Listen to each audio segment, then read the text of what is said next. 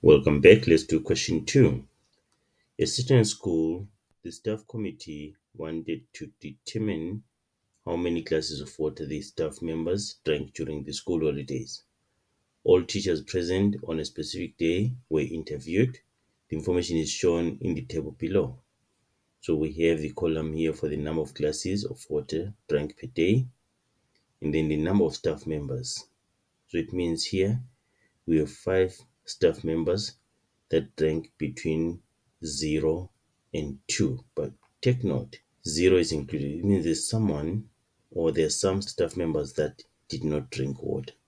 Then 2 here, it means is not included.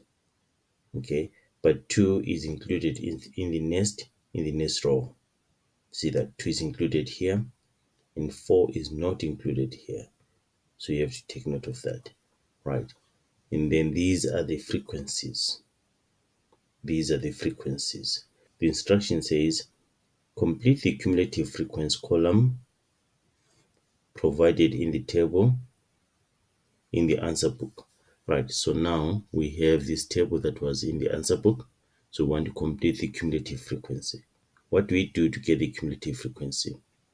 We keep on adding frequencies.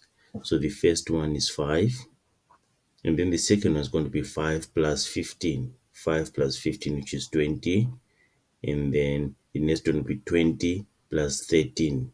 20 plus 13, which is 33. Then 33 plus 5. 33 plus 5, which is 38.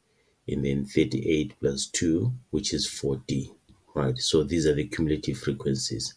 That's the answer for question 2.1.